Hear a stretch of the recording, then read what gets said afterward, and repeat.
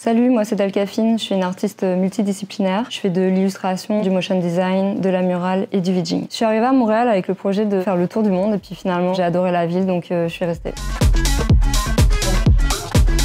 Le VJing, c'est le fait de créer une expérience visuelle en alliant de la musique et des images en direct, par exemple lors de concerts. J'ai découvert le VJing en 2012, à l'époque où on venait vraiment mixer sur scène à côté du DJ. Ce qui m'a intéressé au début avec le VJing, c'est que c'était vraiment la fine passerelle entre la musique et l'animation, qui est le milieu dans lequel j'ai fait 5 ans d'études.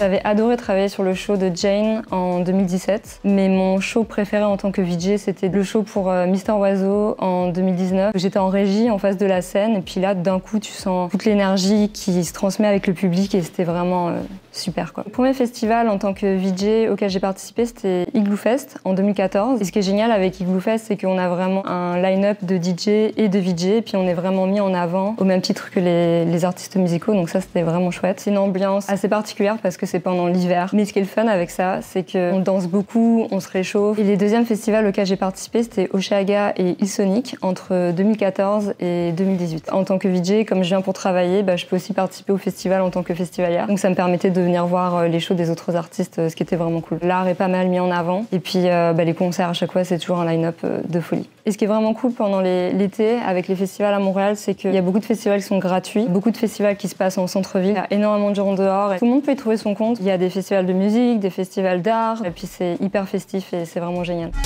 Un des projets sur lesquels j'ai adoré travailler, c'est une projection que j'ai faite sur le bâtiment de l'entrepôt Van Arn dans le cadre du festival MAP, qui est un festival de projection et de mapping qui se passe tous les ans autour de septembre-octobre. Et c'est vraiment super parce que c'est un festival qui vient lier tout ce qui est art digital et projection mapping, le tout en plein air. La thématique, c'était le néant, donc moi j'ai décidé de faire une œuvre qui est porteuse d'espoir, donc je l'ai appelée l'espoir toujours dans ma tête. Donc l'idée c'était d'avoir une grande femme comme ça, qui donnait un message d'espoir au public. Les deux murales que je préfère dans mon travail, c'est la murale que j'ai réalisée pour le festival Mural en 2022, parce que je l'ai faite dans mon quartier de cœur, qui est le Myland. C'est un festival qui a lieu à Montréal depuis 12 ans à peu près. C'est le plus grand festival de murales d'Amérique du Nord. La deuxième murale sur laquelle j'ai adoré travailler, c'était pour les 25 ans d'Ubisoft. J'avais vraiment une grande liberté créative.